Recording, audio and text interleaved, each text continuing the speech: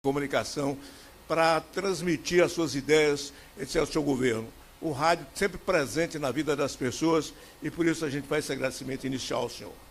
Ô Dilson, eu quero começar te cumprimentando o Uchoa. Quando o Uchoa começou a falar a quantidade de rádio que está participando da transmissão, eu pensei que ele ia falar da BBC de Londres, da rádio de Moscou, tanta rádio que eu falei, esse rapaz ultrapassou o mundo agora. Mas se tem uma coisa, Dilson, eu gosto de rádio. Eu acho que a conversa que a gente faz com as pessoas através de uma rádio é muito importante.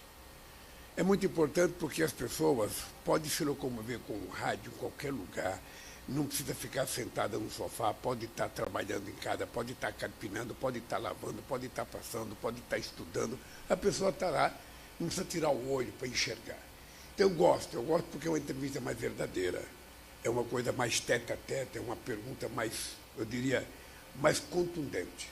Então, quando eu venho numa rádio, eu digo sempre o seguinte, eu estou aqui diante de vocês. Pergunto o que vocês quiserem, aquilo que eu souber responder, eu responderei, aquilo que eu não souber, eu falo que não sei, mas é importante que seja uma entrevista muito verdadeira, porque, afinal de contas, não é todo dia que vem um presidente da República à Feira de Santana. Verdade. Saudar o governador Jerônimo, os ministros, Rui, ministro Renan, deputado federal Zé Neto, todos os ministros aqui da sua comitiva, presidente. Presidente, vamos começar batendo esse papo. Mas deixa eu contar um fato histórico, não sei se o Wagner está aí, eu vou contar um fato histórico, sabe, que ninguém sabe, que ninguém nunca contou para ninguém. Mas eu estava em Feira de Santana, fazendo um encontro com o pessoal da pequena agricultura familiar. Quando Jacques Wagner era ministro da Dilma e ele veio à Feira de Santana conversar comigo. Eu vou lhe dizer qual foi o anúncio que ele me deu. Ele veio dizer que a Comissão de Ética da Câmara tinha dado cartão vermelho para o Eduardo Cunha e que o Eduardo Cunha, então, iria colocar o impeachment da Dilma para ser votado. Havia, naquele tempo, a possibilidade de que o pessoal ia fazer apenas a demonstração ao Eduardo Cunha e não dar cartão vermelho. Mas aí os deputados resolveram dar cartão vermelho e o Jacques veio pegar e falou, vai acontecer o impeachment porque o Eduardo Cunha vai colocar para votar. E aconteceu o impeachment. E o Wagner veio à Feira de Santana me dar essa notícia de que a coisa tinha azedado lá em Brasília. Esse é um fato que marcou um pouco a história desse país, porque esse país, depois do impeachment, esse país andou para trás, sabe, desandou e as coisas não deram mais certo. Então, com a nossa volta agora, a gente está tentando fazer com que o país volte outra vez a encontrar o seu rumo, a trabalhar, gerar emprego, gerar salário, gerar renda, gerar consumo, gerar educação, gerar saúde, gerar habitação. Essas coisas que vai acontecer. Então, eu tenho uma relação boa. O Dilson estava me contando, a primeira vez que eu vi a Feira de Santana, eu vim aqui para fazer um comício de solidariedade ao Chico Pinto, que estava sendo ameaçado de cassação porque ele tinha chamado Pinochet de ditador. Você vê como a história mudou, hein? Como as coisas mudaram. E eu entrevistei o senhor estava sentado no canto de uma carroceria de um caminhãozinho, um caminhão de carroceria de madeira, Chico Pinto fazendo campanha para Colbert Pai, que é o pai do atual prefeito, Colbert Filho, e o senhor ainda era sindicalista, o senhor veio como sindicalista, como líder sindical. Eu entrevistei o senhor sentado no canto da carroceria, e eu sentei no tablado do caminhão para entrevistar o senhor com o gravador. Maravilha. História, né? Estamos aqui os dois vivos, jovens, bonitos, sabe? Querendo viver muitos anos. E depois ainda. tive a oportunidade de entrevistar o senhor aqui, quando o senhor veio, duas oportunidades, o senhor foi presidente, na época do seu primeiro e segundo mandato, o senhor veio na FAMPES, para entregar obras da FAMPES. E, infelizmente, presidente, a FAMPES, é uma das perguntas que eu tive para o senhor, a FAMPES fechou as denúncias de que havia desvio de recursos, não provaram, Tribunal de Contas e CGU fiscalizaram e não encontraram desvio de recursos na FAMPES até hoje. São passados quase 20 anos e a FAMPES parou. E era na época cerca de 6 mil crianças só em feira atendidos e 30 mil no estado da Bahia. E essas crianças ficaram desassistidas com o fim da FAMPES. Olha, eu vi essa pergunta que estava escrita aqui para mim e eu não conheço bem o assunto, na verdade. Eu vim para conversar com o meu governador aqui, o Jerônimo, para saber o que aconteceu. Porque quando há denúncia de corrupção, você tem que investigar. Se você encontra o culpado, você torna público o culpado. Se você não encontra, você pede desculpa. Mas no Brasil não é assim. No Brasil, eu conheço gente que foi acusado, as pessoas tiveram a sua vida devastada, as pessoas perderam qualquer condição de continuar fazendo política e depois ninguém provou nada. Ninguém conseguiu provar. Eu tenho gente que no meu primeiro mandato foi acusada e até hoje, passado 15 anos, nunca ninguém chamou essa pessoa para prestar um depoimento. Então, eu vou me inteirar com o governador o que aconteceu aqui de verdade, porque não é... Se tinha uma coisa que funcionava, se dava funcionando, se cuidava das pessoas, se tratava das crianças, eu não sei por que fechar. Mas eu vou me inteirar, depois você pode me fazer uma pergunta por telefone que eu te respondo lá de Brasília mesmo. Presidente, no momento, os aposentados, pensionistas, estavam um tanto preocupados, mas ouviram do senhor, e eu não sei se o senhor confirma, que não pretende o governo desatrelar o reajuste do salário mínimo ao dos aposentados e pensionistas. Deixa eu te dizer uma coisa, Dilson. Eu não faço isso porque não é correto do ponto de vista econômico, não é correto do ponto de vista político, e não é correto do ponto de vista humanitário você tentar jogar a culpa de qualquer ajuste que você tem que fazer em cima do mínimo. O mínimo é o mínimo. Não tem nada mais baixo do que o mínimo. Então, o mínimo é aquilo que está estabelecido por lei para que a gente garanta ao trabalhador a possibilidade de comer as calorias e as proteínas necessárias para a sua sobrevivência. Então, veja, nós decidimos já no outro mandato meu, depois a Dilma continuou, depois que a Dilma foi impeachada, acabou. Ou seja, primeiro a gente tem a obrigação de recolocar a inflação. A reposição inflacionária é obrigação nossa a garantir que o trabalhador vai ter a reposição para recompor o seu poder aquisitivo. Depois nós decidimos que quando a economia cresce, é preciso que o resultado desse crescimento seja distribuído com o povo, com 203 milhões de pessoas. E o que é que nós fizemos? Nós estabelecemos que a gente vai dar a reposição inflacionária mais a média do crescimento do PIB nos últimos 2 anos. Ou seja, nós estamos aumentando o poder de compra, o poder de sobrevivência das pessoas mais humildes desse país, que são quase 30 milhões de pessoas, sabe? Não tem por que a gente jogar nas costas dele. Ora, se a gente estiver gastando de forma equivocada, nós temos que parar de gastar de forma equivocada. Porque eu digo todo dia, para ninguém, eu não aprendi na Unicamp, não aprendi na Universidade de Economia da Bahia, não aprendi em Harvard, aprendi com a dona Lindu. A gente só gasta aquilo que a gente tem. Se a gente tiver que fazer uma dívida, a gente tem que saber se a gente tem dinheiro para pagar. Se não tiver para pagar, não faça a dívida, porque você vai quebrar. É assim que eu quero cuidar do Brasil. Eu quero aumentar a riqueza, quero aumentar a arrecadação, quero aumentar a distribuição e quero aumentar o bem-estar da sociedade brasileira. Então, nós estamos fazendo um estudo, pente fino, para saber se tem alguma coisa errada, se tem alguém recebendo que não deveria receber. Sabe, porque o que eu estou percebendo é que tem gente que precisava receber. Eu fui numa casa essa semana, uma miséria tão grande, eu perguntei para a mulher, você recebe Bolsa Família? Não. Ora, se essa mulher não recebe Bolsa Família, eu perguntando, quem é que recebe? Porque essa mulher está numa miséria desgraçada. Então, eu tenho muito cuidado, Deus, muito cuidado de mexer, sabe, nessas coisas de quem ganha pouco, porque tudo rebenta do lado dele. Tudo rebenta do lado dele. Ou seja, quando as coisas estão maravilhosamente bem, quem ganha muito ganha mais, quem é mais rico fica mais rico ainda. Agora, quando a coisa dá um certo desandar, a corda arrebenta do lado do mais pobre. E é por isso que eu digo o seguinte, não haverá mudança na nossa política de salário mínimo, porque nós não vamos prejudicar quem já é prejudicado a vida inteira. O presidente, ainda nesse tema da economia, muito se fala na questão da autonomia do Banco Central, né? Esse é um questionamento que muitos fazem. Qual a sua visão em relação a essa questão da autonomia do Banco Central?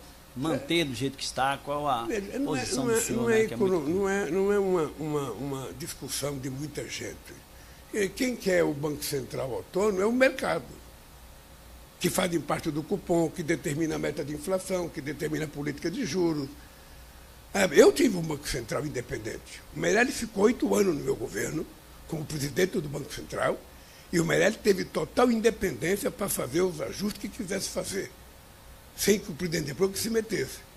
Agora, veja, o que você não pode é ter um Banco Central que não está combinando adequadamente com aquilo que é o desejo da nação. Nós não precisamos ter política de juro alto nesse momento, não precisamos. A taxa Selic 10,50 está exagerada, a inflação está controlada, nós acabamos de aprovar a manutenção da média de 3%, ou seja, porque responsabilidade é uma coisa que a gente preza muito. Eu digo para todo mundo, para ninguém ter dúvida do que eu falo.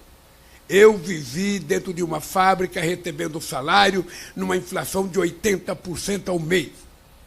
E eu digo sempre, eu saía da fábrica quando eu pegava o salário dia 10, eu saía da fábrica ia direto para uma atacadista comprar tudo que não era perecível para ver se não perdia o meu salário. Então, inflação baixa, para mim, não é um desejo, é uma obsessão.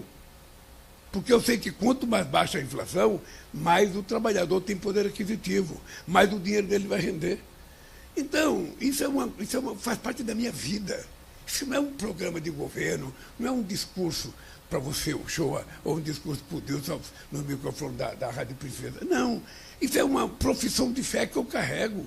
A inflação tem que ser baixa, o governo precisa gastar corretamente, o governo tem que fazer coisas para que sobre dinheiro para investimento, porque o Estado brasileiro tem pouca capacidade de fazer investimento. Nós já tivemos uma massa salarial que representava 50% do PIB. Nós precisamos ter noção de que nós ainda temos muito para fazer para melhorar a vida das pessoas. E aí, o Banco Central tem que ser um Banco Central de uma pessoa que seja indicado pelo presidente. Como é que pode o presidente da República ganhar as eleições, e depois ele não poder indicar o presidente do Banco Central? Ou se indica ele tem mandato. Eu estou há 2 anos com o presidente do Banco Central do Bolsonaro. Há 2 anos eu estou. Ou seja, então, não é correto isso. O correto é que entra um presidente da República e ele indica o presidente do Banco Central. Se der certo, ele tira, como Fernando Henrique Cardoso tirou 3, como tantos outros tiraram. O que não dá é para o cidadão ter um mandato e ser mais importante que o presidente da República. É bem isso que está equivocado. Agora, de qualquer forma, eu também não faço disso uma profissão de fé, uma questão ideológica. Foi aprovado pelo Congresso a independência do Banco Central, foi indicado um cidadão pelo governo passado. Eu tenho que, com muita paciência, esperar chegar a hora de indicar um outro candidato e ver se a gente consegue, sabe, com a maior autonomia possível que a decência política das pessoas, ter um presidente do Banco Central que olhe um pouco esse país do jeito que ele é e não do jeito que o sistema financeiro fala. Presidente Lula, Feira de Santana, como uma boa parte do Brasil, vive em função do agronegócio, que hoje realmente está alavancando a economia nacional. A preocupação muito grande hoje, agora há pouco, antes de vir para aqui, uma entidade ligada ao agronegócio liga para mim, pedindo até que perguntasse ao senhor e que o senhor acha, portanto, deste momento, e com o susto de invasões de terras dos pecuaristas e agronegocistas. Eu não entendi. Não. A preocupação dos pecuaristas é com invasão de terras, das fazendas, que algumas delas foram invadidas. Qual a política do senhor em relação a isso? Olha, esses dias eu vi o ministro da Agricultura, o companheiro Fávaro, dizer uma coisa. Ele dizia que o agronegócio não deveria ter medo das ocupações do sem terra, porque quem está tomando terra deles hoje são os bancos que compram o título da dívida agrária deles. E o banco, quando compra o título, é imperdoável. Ele vai em cima e recebe ou toma terra. Ora, faz tempo que sem terra não invade terra nesse país. Faz muito tempo. Faz muito tempo que os sem terra fizeram uma opção, sabe, de se transformar em pequenos produtores altamente produtivos, inclusive é o maior produtor de arroz orgânico da América Latina, sabe, e colocar alimento saudável na mesa do povo trabalhador. Esse é o trabalho do Sem Terra, organizado em centenas de cooperativas pelo país, sabe, que estão produzindo de forma extraordinariamente. Eu acho que a gente tem que ter a noção do seguinte: nós temos uma Constituição que define como é que é feita a reforma agrária, nós temos uma Constituição que define quem é que vai pagar a terra, e quando for necessário o governo vai fazer. Esse pernambucano que vos fala, Deus, foi presidente de 2003 a 2010. Pois bem, no meu período de governo, eu disponibilizei para efeito de reforma agrária 49 milhões de hectares de terra. Se você somar os meus 49 com mais 2 milhões e pouco que a Dilma fez, nós, nos mandatos do PT, colocamos disponível para assentamento de pessoas e para a produção agrícola 50% de tudo que foi feito na história de 500 anos desse país. Sem nenhuma violência. Porque eu fiz uma pesquisa se o povo queria a reforma agrária ampla e radical sob o controle dos trabalhadores. E o povo queria uma reforma agrária pacífica e muito tranquila. E foi assim que nós fizemos. E é por isso que o agronegócio está bombando hoje. Agora, é importante o agronegócio saber que há uma política de financiamento do governo extraordinária. Nós vamos lançar o Plano Safra amanhã. Fique atento você, Dilson, aqui no microfone para você divulgar. Nós já fizemos ano passado o maior programa, sabe, de financiamento da agricultura da história desse país. Vamos fazer agora, vamos fazer de manhã para o pequeno e médio proprietário, para a agricultura familiar, e vamos fazer de tarde para o agronegócio. Porque na quarta-feira. Quarta-feira vamos fazer de manhã para o pequeno e médio produtor, para a chamada agricultura familiar, o PRONAF, e vamos fazer à tarde para o agronegócio. Serão 2 grandes programas de financiamento, juros subsidiados, para que as pessoas possam continuar trabalhando, porque eu acho que nós temos que levar em conta que o agronegócio hoje é responsável por grande parte da riqueza desse país, e é importante que continue assim. Que nós temos que alimentar 1 bilhão e 400 milhões de chineses, 1 bilhão e 400 milhões de indianos, sabe? Um monte de gente espalhada pelo mundo, e o Brasil tem um potencial agrícola extraordinário. E hoje, isso não tem mais aquela discussão tacanha que existia antigamente. Mas é preciso fazer investimento na indústria, porque a indústria gera emprego melhor de qualidade, porque a indústria não tem essa coisa. Obviamente que a gente quer o desenvolvimento da indústria. Nós queremos que a indústria represente muito no PIB brasileiro. Mas a gente não pode menosprezar, porque nós temos que analisar quanto de tecnologia tem hoje na criação, na produção de um grão de soja, de um grão de milho, quanto de genética tem investimento na criação de um porco, de um boi, de um frango. Eu sou do tempo em que um boi demorava 48 meses para matar. Hoje eles matam com 15 meses. Então, há uma evolução extraordinária. Só para você ter ideia, nesse 1 ano e 6 meses que eu assumi a presidência da República, nós abrimos 145 novos mercados para a agricultura brasileira. De uma tacada só, a China abriu 38 possibilidades de exportação para 38 frigoríficos brasileiros.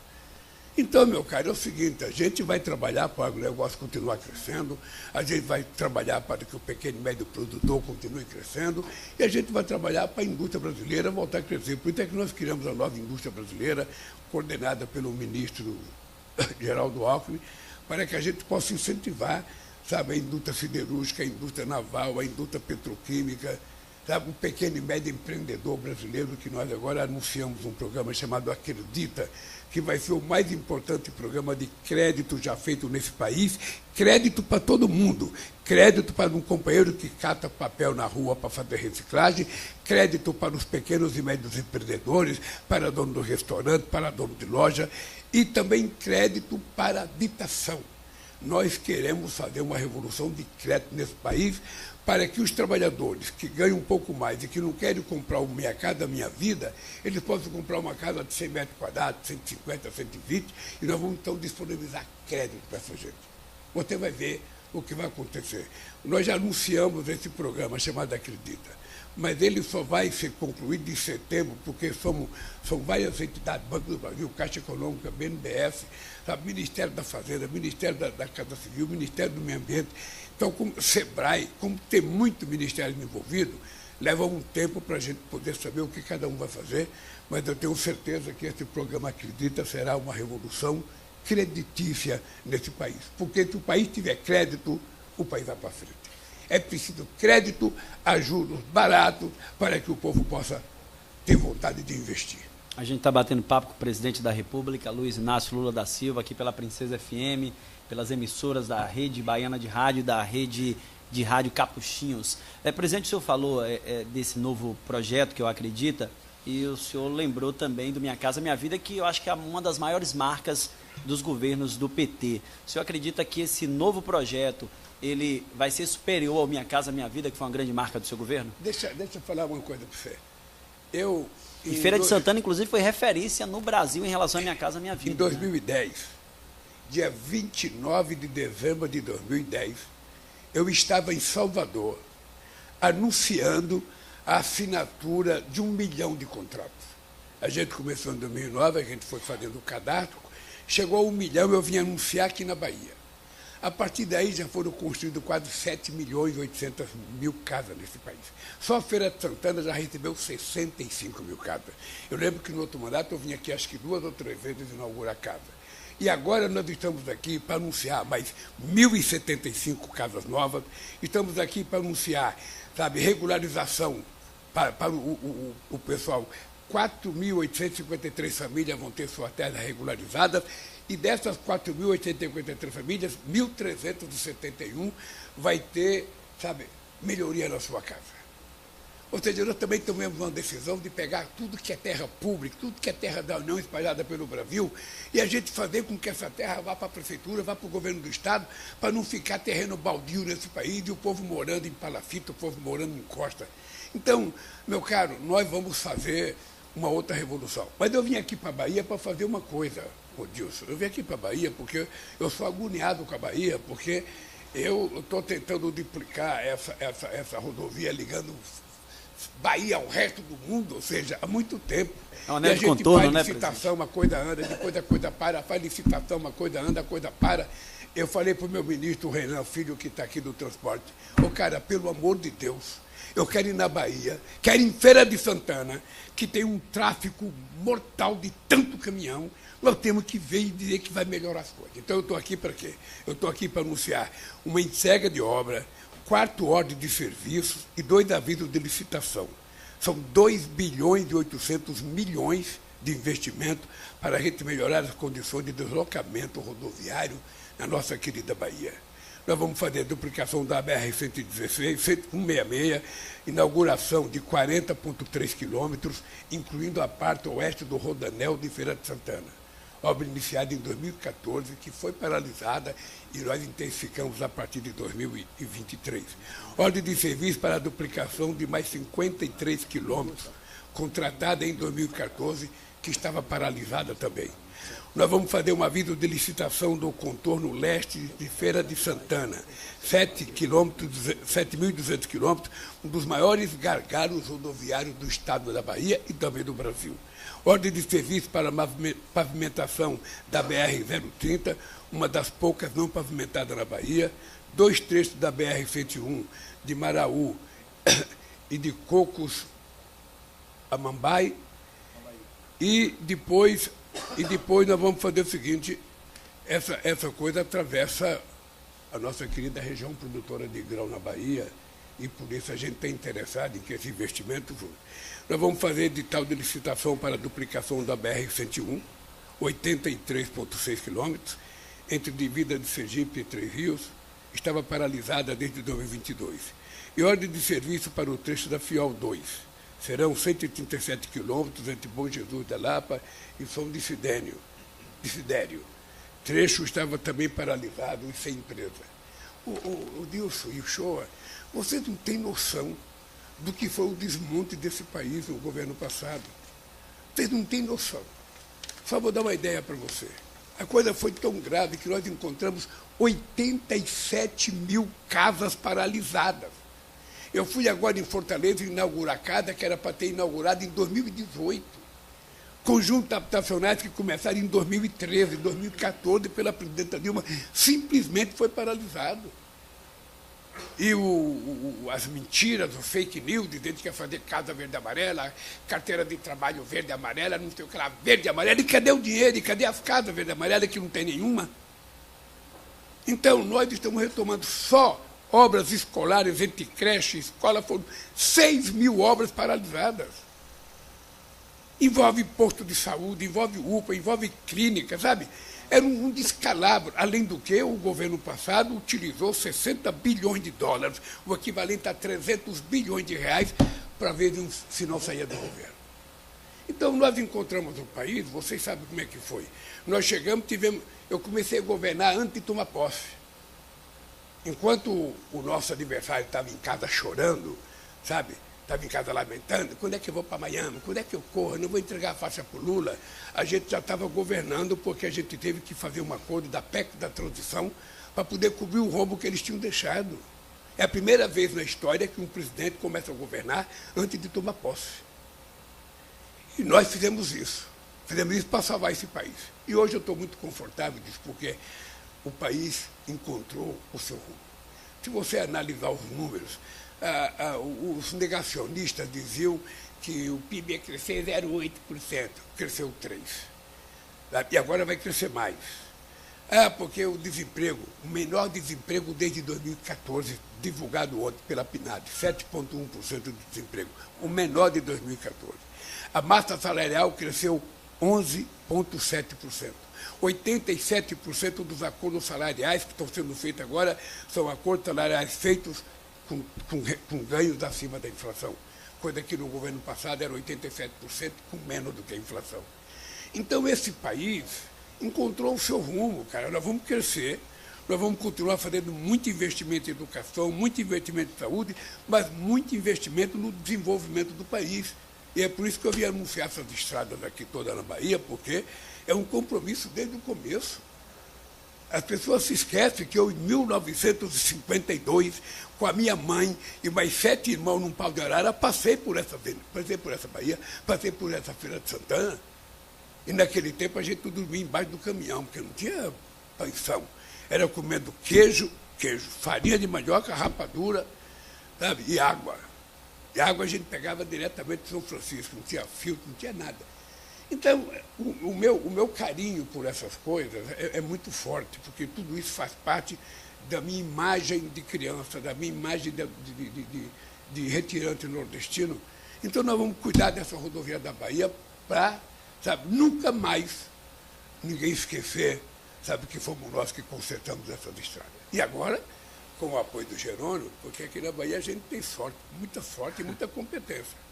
Eu era contra o Wagner deixar o Ministério do Trabalho para vir ser governador. Eu falei, Wagner, você vai perder, rapaz. Você vai lá brigar com o carlismo. Sabe? Você está sendo bem chance, Wagner. Não, mas eu vou. Eu falei, bom, já que aí vai. Não é que ele veio e ganhou no primeiro turno? Aí passou as eleições, tudo, chegou a indicação do Rui. A gente teve um pouco de divergência. Ele indicou, falou, vou indicar o Rui, é a minha Dilma. O Rui faz para mim o que a Dilma faz para você. Vou indicar o Rui. Indicou o Rui. Eu falei, mas não vai ganhar, Wagner. Pô, ganhou no primeiro turno. Quando é agora, ele desinventa de lançar o Jerônimo. E esse menino jovem, sabe, era secretário de Educação, as coisas não andavam bem, vocês vão indicar. Sabe? O Grampinho estava com 67%, bem avaliado. Eu falei, pô, estamos desgraçados. Não é que o Jerônimo virou governador da Bahia? Então, eu aqui, cara, só tenho que aprender. Eu, quando vim aqui, saio daqui como se eu estivesse fazendo pós-graduação de política, sabe, em Harvard. Venho aqui e aprendo, sabe? E também porque eu tenho certeza que numa encarnação qualquer da minha vida eu sou baiano. Porque a minha relação com esse povo é muito forte. Eu gosto muito do povo baiano e tenho certeza que eles gostam de mim. Aonde eu chego nesse país que tem um baiano, a primeira coisa que ele fala, Lula, eu estou da Bahia, Lula. Meu filho fez o ProUni, Lula. Meu filho fez não sei das contas, Lula. Meu filho está no Instituto Federal, Lula. Isso é que dá alegria da gente governar. Sabe? E governar agora, com Jerônimo no governo e com o Rui Costa na Casa Civil, eu fico sempre de olho para o Rui Costa não desviar todas as obras para a Bahia. Porque ele tem que lembrar que tem 27 estados, precisa cuidar um pouco de todo mundo. Então, é isso. Eu tô vivendo, Dilson e o Shoa, um bom momento da minha vida. Eu estou muito consciente do que a gente tem que fazer nesse país. Estou muito consciente que a gente vai recuperar esse país. Você está lembrado de que a primeira propaganda que nós fizemos na televisão, em 2003, eu conto essa história, porque o Ronaldo Fenômeno tinha se machucado na Inter de Milão. E a imprensa esportiva dava ele como encerrado para o futebol. Fora. Está fora do futebol. Está lembrado? E aí aquele cara vai, treina,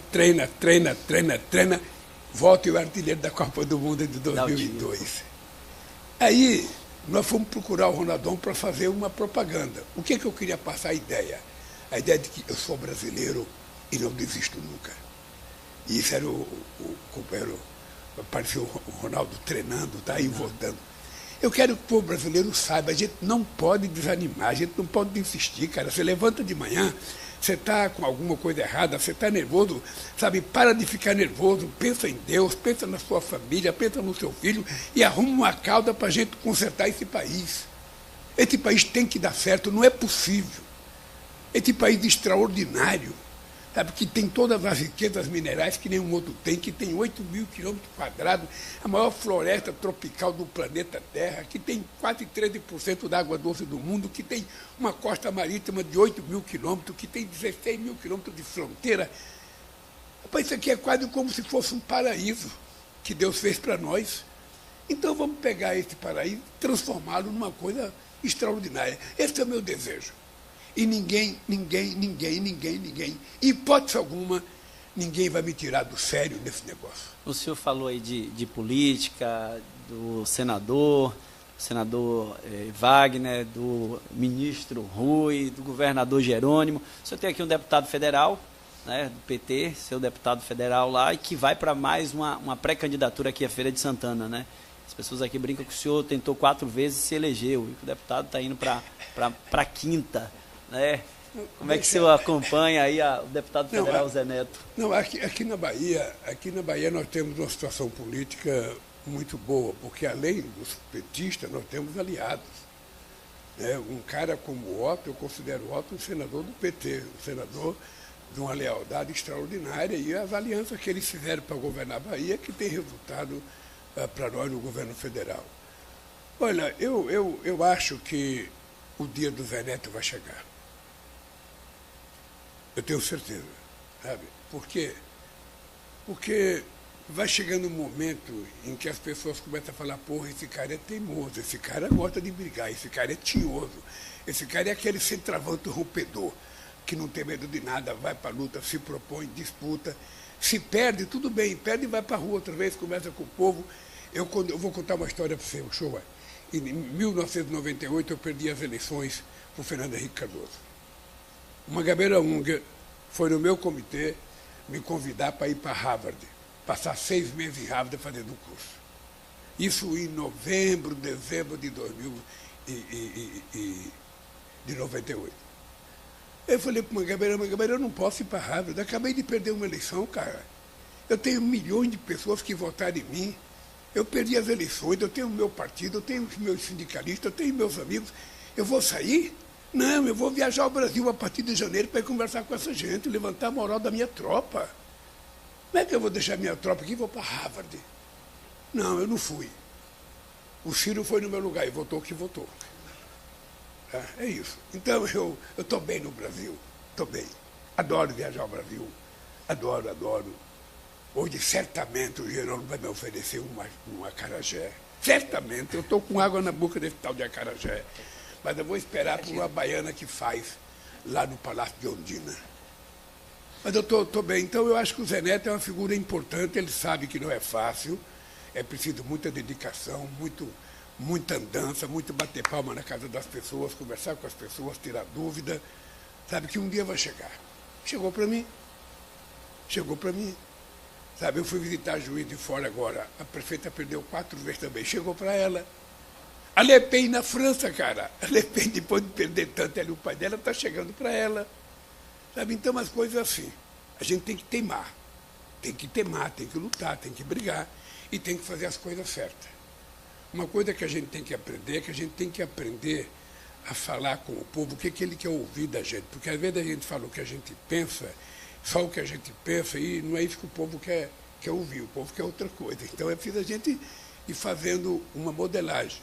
Eu, quando falei aqui da reforma agrária tranquila e pacífica, é porque eu fiz um comício no Rio de Janeiro, e no meu discurso eu falei que nós vamos fazer reforma agrária ampla, sabe, e radical sob o controle dos trabalhadores. Mas eu falava muito nervoso.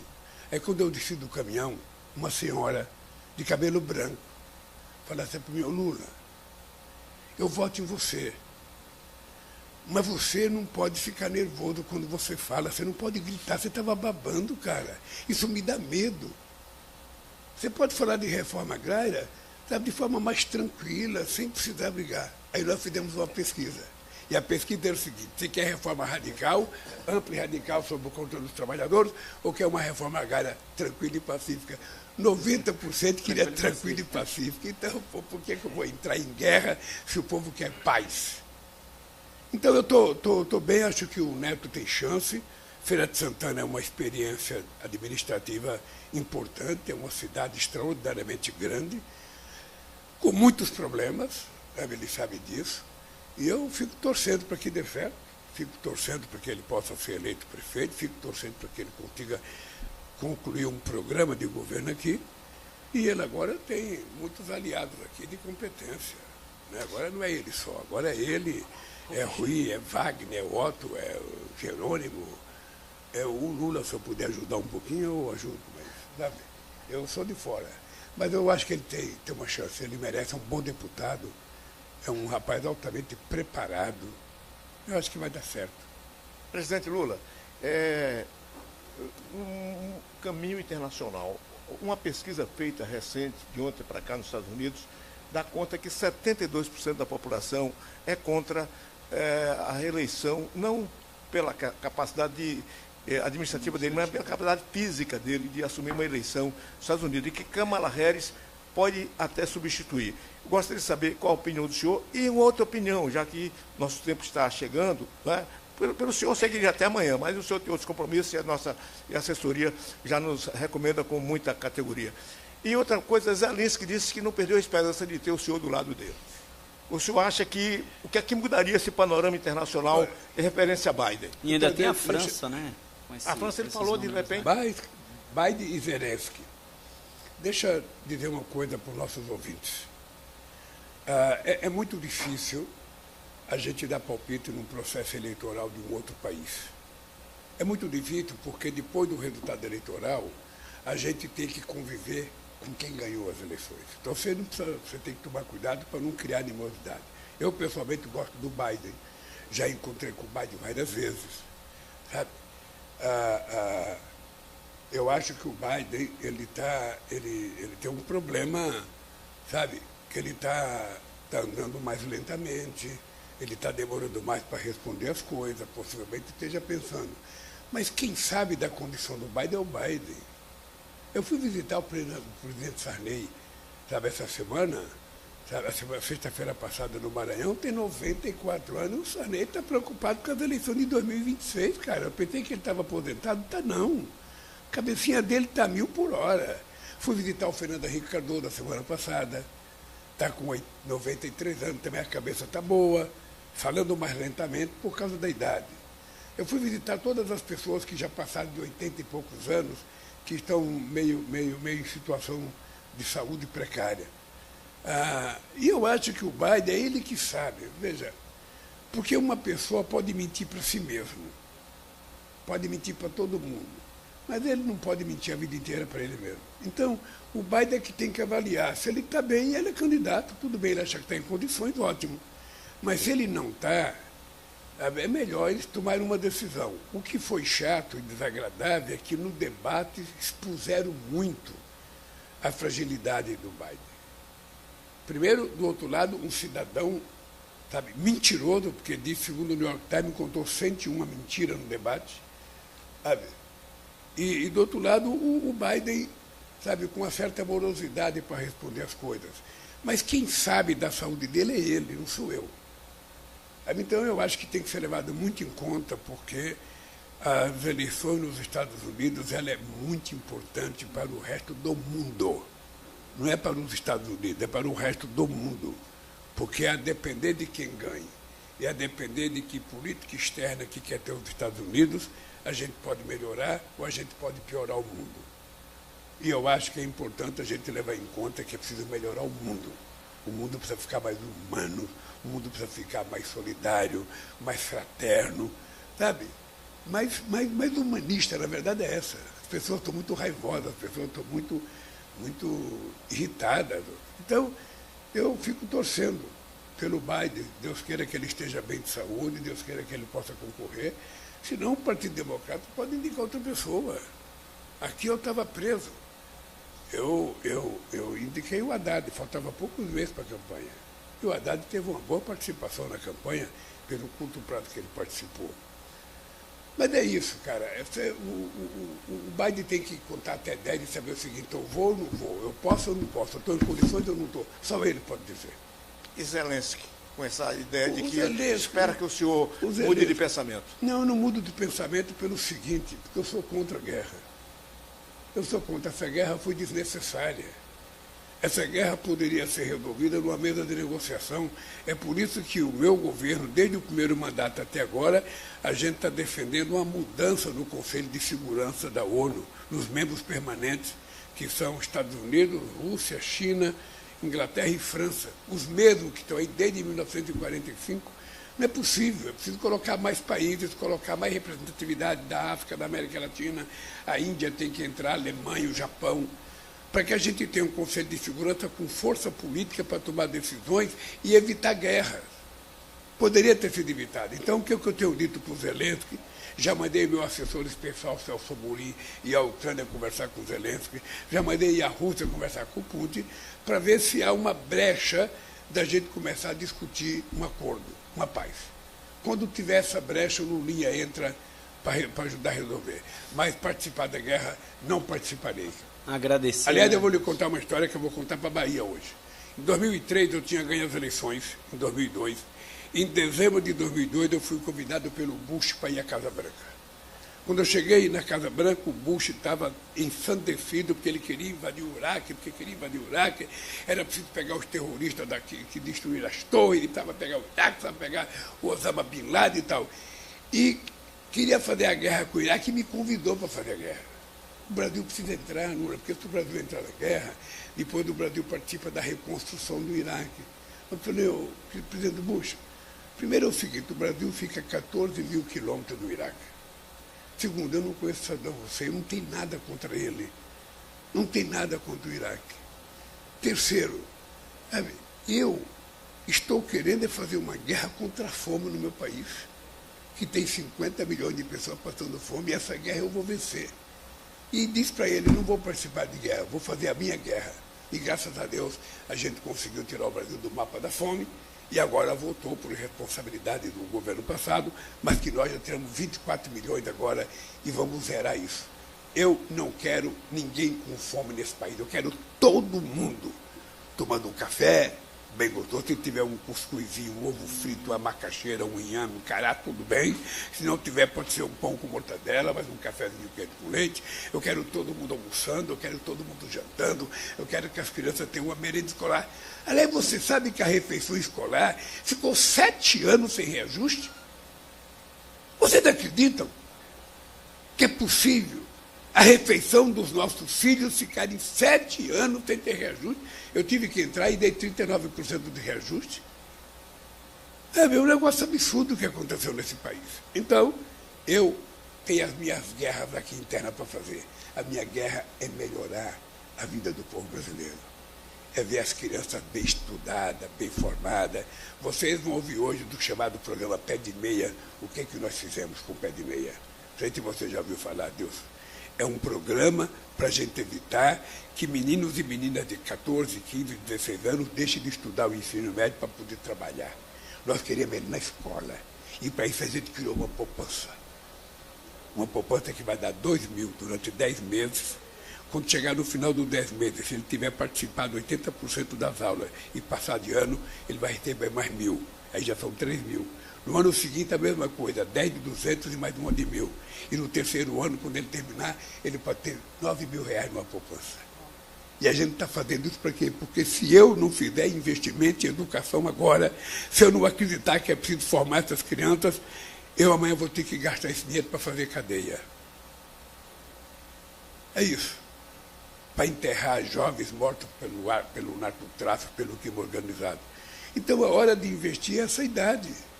É quando está 15, 16, 14 anos, não sei se vocês têm filho, mas é nessa idade que o filho da gente é mais carente. Se a gente, então, não der um apoio e ele desviar de caminho, não se recupera mais. Então, esse país, o Showa, eu vou construir. Obviamente que eu, quando eu falo eu vou construir, eu sou o Jerônimo, eu sou o Wagner, eu sou o Rui, eu sou o Neto, eu sou vocês. Ou seja, na verdade, quando eu falo eu, é nós. Nós temos que consertar esse país. Eu tenho fé em Deus que a gente vai chegar lá. Eu tenho 2 anos e 5 meses de mandato. Tem quase que o dobro do que eu já governei. E vou te contar uma coisa, nós vamos fazer muita coisa nesse país. Mas muita coisa nesse país que vocês não têm dimensão. Acabamos de aprovar 100 novos institutos federais. Quando eu cheguei na presidência em 2003, em 100 anos, a elite brasileira tinha feito 140 institutos. Nós vamos chegar a 782 institutos federais. Porque a educação, para mim, é obsessão. Eu sei o significado de um trabalhador com profissão e um trabalhador sem profissão. Eu sei a chance de um e a chance de outro. E eu já fui sem profissão e já tive profissão, então eu tenho dito para mim, eu quero que vocês estudem. E tenho pedido para os pais, pelo amor de Deus, não deixem seus filhos parar de estudar, em hipótese alguma, por nada desse mundo. Não deixem ele parar de estudar. Mesmo que ele quiser ser jogador de bola, manda ele estudar. Porque um jogador de bola letrado pode ser melhor do que um não letrado. Então, é assim que é a minha vida. O show é assim, Deus que é a minha vida.